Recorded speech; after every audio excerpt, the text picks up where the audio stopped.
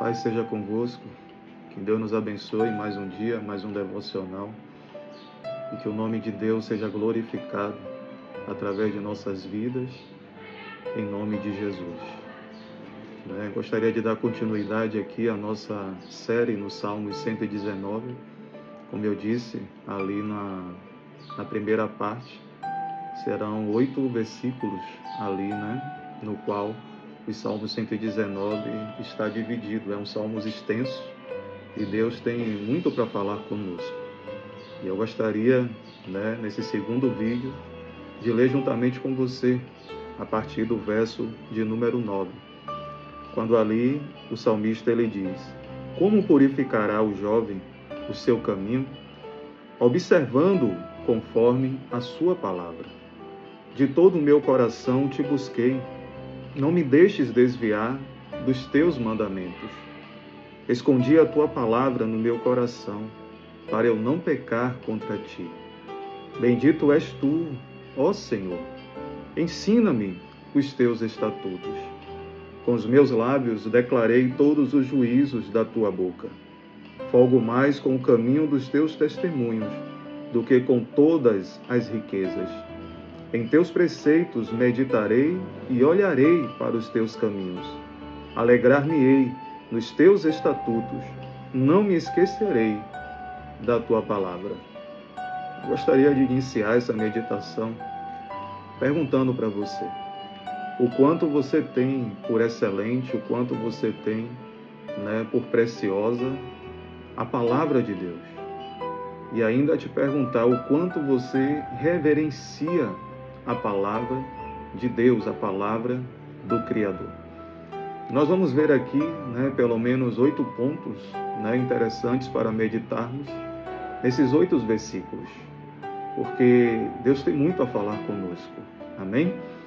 E eu gostaria de citar 8 maneiras que nós podemos, assim, usufruir em nosso dia a dia para podermos nos manter fiéis a Deus, nos manter ali vivendo uma vida santa. Na verdade, porque como nós iremos poder viver uma vida santa, uma vida separada, uma vida longe do pecado, longe daquilo que desagrada a Deus?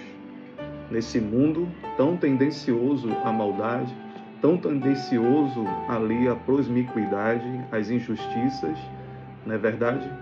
E eu queria meditar com você em pelo menos 8 maneiras de nós, assim, nos preservarmos das corrupções desse mundo.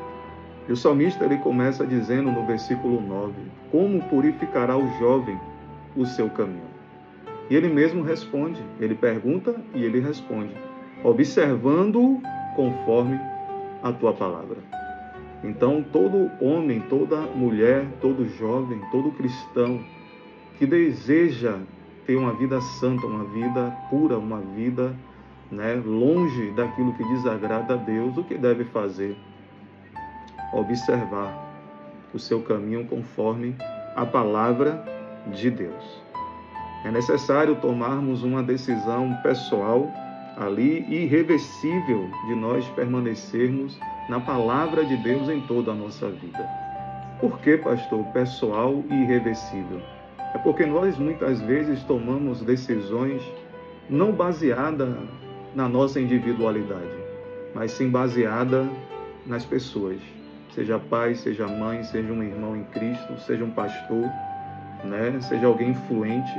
Muitas vezes nós somos influenciados pelas pessoas a tomarmos decisões. E aí o que é que acontece? Essas decisões não são nossas. Nós só as declaramos pelos outros o que eles gostariam que nós fôssemos. Mas será que nós, de fato, queríamos aquilo? É por isso que nós precisamos tomar uma decisão pessoal e irreversível.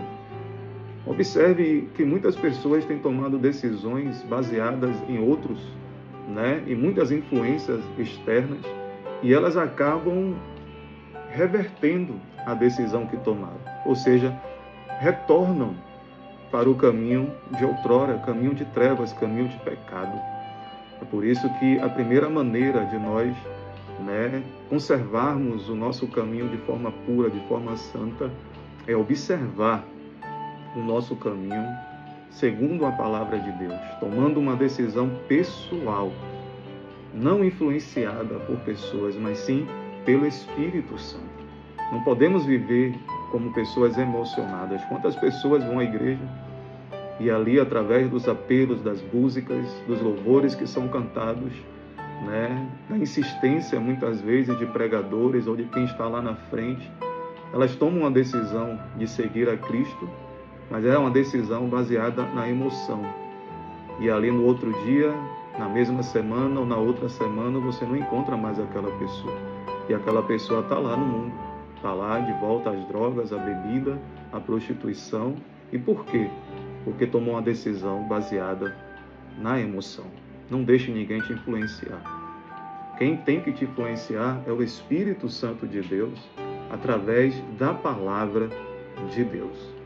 A segunda maneira, de vivermos uma vida santa, uma vida separada nesse mundo, tão tendencioso ali à maldade, qual é, pastor?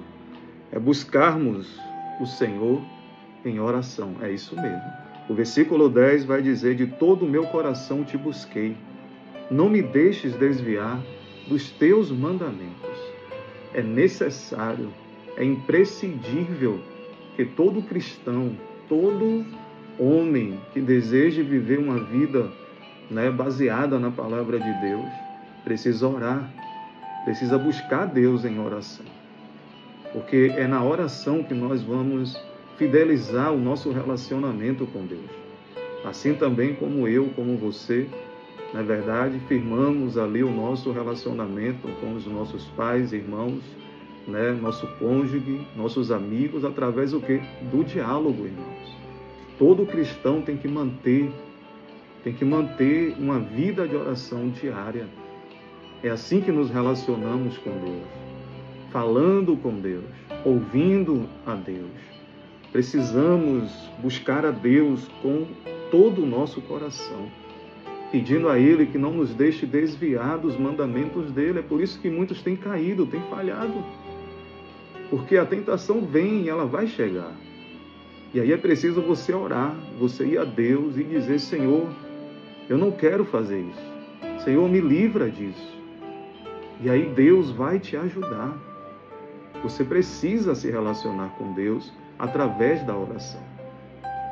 Então, a segunda maneira é você buscar Deus em oração. Não basta apenas decidir, não basta apenas ir à igreja, você precisa ter um relacionamento pessoal e intransferível. Não é que eu não possa orar por você, eu posso e devo, mas você também precisa orar pela sua vida, pela sua casa, pela sua parentela. É como tem aí um jargão, no nosso meio evangélico que fala os irmãos 6 horas. 6 horas por mim, 6 horas por mim. E aí você pergunta: e você está orando por você? Você está orando pela sua casa? Está perseverando na oração? Irmãos? Porque queremos transferir, novamente estamos voltando aqui, a decisão pessoal e irreversível. E muitos estão transferindo a obrigação de orar, o dever de orar. Orar sempre, sem desfalecer. Essa é a segunda maneira de vivermos uma vida santa, buscar Deus em oração. E qual é a terceira maneira, pastor? É nós memorizarmos a palavra de Deus. É isso mesmo. Memorizar, meditar, pensar na palavra de Deus. E está onde isso, pastor? No verso 11. Escondi a tua palavra no meu coração, para eu não pecar contra ti. Oh, aleluia! Como é que eu vou me manter longe do pecado, longe das tentações, da violência, longe de tudo aquilo que corrompe a minha boa fé, a minha santidade? É meditando na palavra de Deus, escondendo ela aqui, no meu coração. Não foi que Jesus venceu a tentação no deserto, foi declarando a palavra de Deus, porque ele meditava, ele pensava, ele lia a palavra. Não basta somente ler, você precisa meditar. Observe que Deus deixou ali na lei, no Antigo Testamento, para o seu povo ali hebreu, que eles colocassem ali nos umbrais das portas, que eles colocassem nas suas testas a Torá, as Sagradas Escrituras. Por quê, irmãos? Porque quanto mais você vê, quanto mais você lê, quanto mais você tem contato, aquilo fica vivo dentro de você. E na oportunidade única, aquilo vai saltar de dentro de você. E você então não vai cair na tentação nem nos laços de Satanás. Se você quiser se manter puro no seu caminho, se você quiser não continuar pecando, não continuar errando os mesmos erros, você precisa guardar a palavra de Deus. Você precisa proteger a palavra de Deus dentro de você.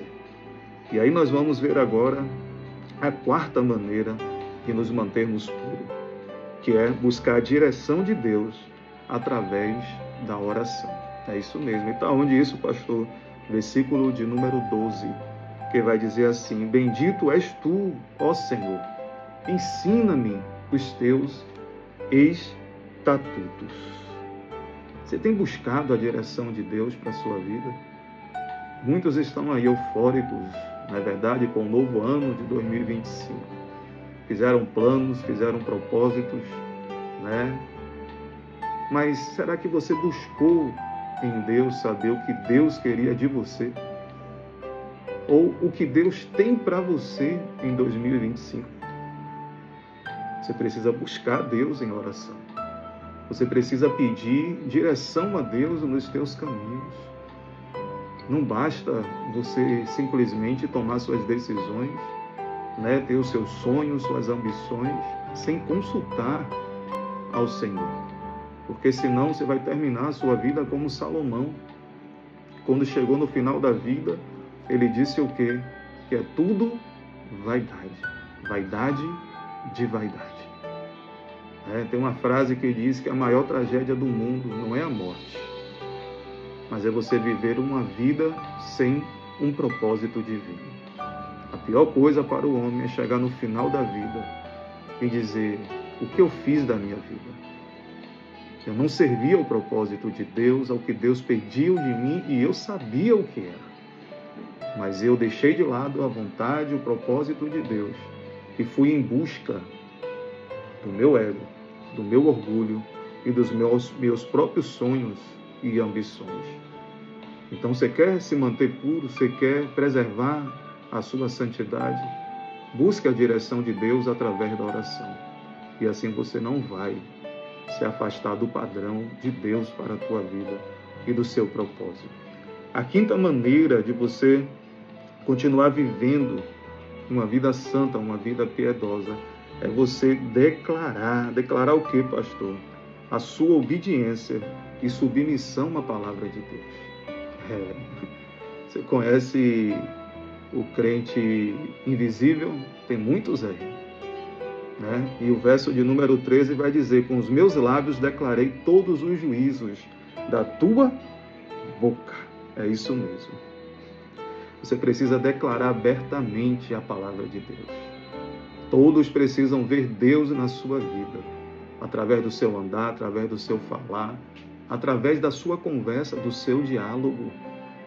Você precisa falar aquilo que edifica, aquilo que constrói, aquilo que exala a santidade, a pureza de Deus através da sua vida. Eu me lembro de uma vez que eu trabalhava em uma determinada repartição pública, e ali, né, uma pessoa conversando comigo, né, falou de alguém, e eu falei: não, o irmão tal. E aí aquela pessoa disse: irmão? Sim, é meu irmão, ele é evangélico. Não, essa pessoa não é evangélica não, ela está aqui há não sei quantos anos, e nós nunca vimos ele falar de Jesus, só anda falando dos outros, né? E olha, não sei não, viu? Ele é prosmíquo. E eu fiquei espantado com aquilo. E na oportunidade eu conversei com aquele irmão e perguntei a ele como é que ele conseguia viver, né, tanto tempo num lugar sem que ninguém sabia que ele era um cristão, um servo do Senhor. Veja quanto tempo perdido que ele teve ali, podendo testemunhar do amor de Deus, testemunhar do testemunho de Deus na vida dele. mas ele estava ali não declarando a obediência e a submissão a Deus, mas sim declarando a sua insubmissão a Deus e dando mau testemunho. Por isso que o salmista ele diz: com meus lábios declararei todo o juízo da tua boca. Você é cristão? Sou, para a glória de Deus. Você serve a Deus? Você vai à igreja? Sim, eu vou para a glória de Deus. Jesus me alcançou e a minha vida hoje eu entrego e vivo somente para Ele. É assim que nós devemos viver, irmãos. Não precisamos ter vergonha de sermos quem nós somos em Deus.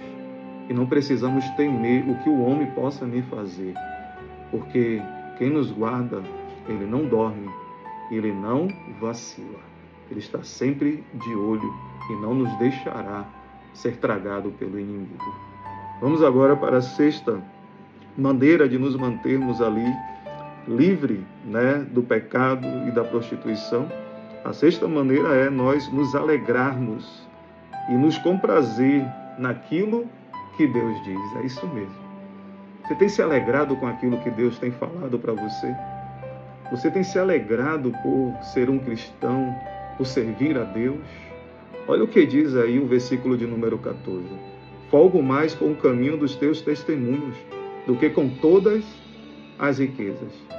Eu conheço irmãos que dizem ter saudade do passado, de quando faziam isso e quando faziam aquilo e tinham a vida que eles tinham.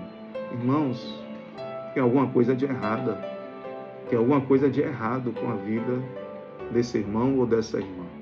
Porque hoje é para nós termos mais alegria, era motivo de nós termos mais prazer, porque nada é comparado com a alegria de pertencer a Deus e de ter sido salvo, resgatado por Jesus através da sua morte e ressurreição.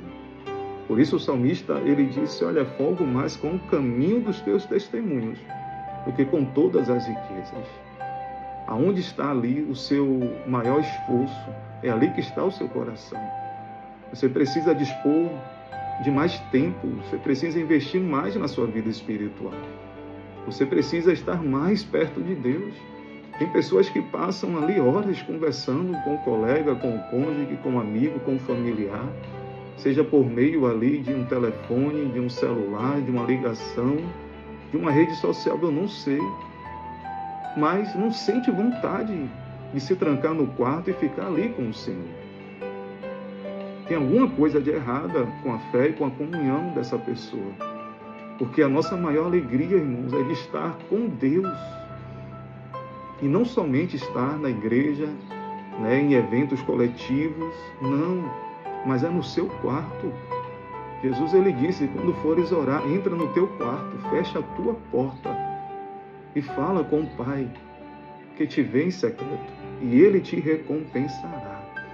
A gente precisa ter essa disciplina, a gente precisa ter esta vontade, esse desejo de estar a sós com Deus. É isso mesmo. Se alegre no Senhor e que essa alegria em Deus seja notória a todos os homens. O versículo de número 16, onde nós vamos ver a oitava maneira de mantermos uma vida santa. O versículo de número 16 vai dizer: alegrar-me-ei nos teus estatutos, não me esquecerei da tua palavra. O salmista diz: olha, eu me alegro nos teus estatutos e eu não vou me esquecer da tua palavra. O que isso quer dizer, pastor? Que nós não podemos jamais, irmãos, estar tão ocupados a ponto de dizermos que não temos tempo para ler e meditar a palavra de Deus. Nós não podemos continuar dando desculpas de que não temos tempo para ir à igreja, para congregar com os nossos irmãos, para estarmos juntos em trabalhos evangelísticos, e seja qual for a atividade da igreja. Porque Deus nos deu 24 horas. O que está faltando muitas vezes é uma boa administração do nosso tempo. São as prioridades que nós colocamos durante todo o nosso dia. E Deus deveria ser a nossa primeira prioridade no dia. Se você observar hoje, Satanás está fazendo como fez ali no Egito, quando ali Faraó impôs sobre os israelitas, sobre os hebreus, O que, pastor? Duras cargas, duros trabalhos, a ponto deles não conseguirem prestar culto a Deus. E precisou ali chegar um libertador, a saber, Moisés. Mas por que eles não estavam conseguindo adorar? Porque estavam cansados, irmãos, estavam fadigados. E eles usavam o pouco tempo que tinham para descansar o seu corpo. Mas o espírito estava enfraquecendo a cada dia, irmãos. A comunhão com Deus estava se perdendo. E Deus tinha um propósito em tudo aquilo. É por isso que você precisa perseverar em priorizar Deus em primeiro lugar. Jesus, ele disse, mas buscai o reino de Deus e a sua justiça, e as demais coisas vos serão acrescentadas. Você está achando que por trabalhar tanto, fazer tanta hora extra, fazer tantos bicos, é que vai levar o pão para sua casa? Não é, irmãos. Em Salmos, ele vai dizer que Deus, ele dá os seus enquanto dormem. De nada vai adiantar, irmãos. De nada vai adiantar. Né? Porque aqueles que colocam a sua força, né, como ali autoridade para resolver os seus problemas, não terão êxito. É por isso que nós precisamos colocar em Deus toda a nossa fé, toda a nossa confiança e toda a nossa esperança. O salmista, ele disse, fui moço, hoje eu sou velho, nunca vi o justo desamparado ser, e nem a sua descendência a mendigar o pão. Por que será que você ou eu seremos os primeiros a servirem a Deus e vivermos uma vida de mendigância e de miséria? Deus, ele é totalmente responsável por mim e por você. Então não deixe Deus por segundo, terceiro, quinto ou 10º plano ou último plano, não. Coloque Deus em primeiro lugar. E você vai ter uma vida santa, você vai ter uma vida separada, você vai ter uma vida cheia de alegria e de paz no teu coração. É isso mesmo. Eu desejo paz no teu coração, paz na tua alma.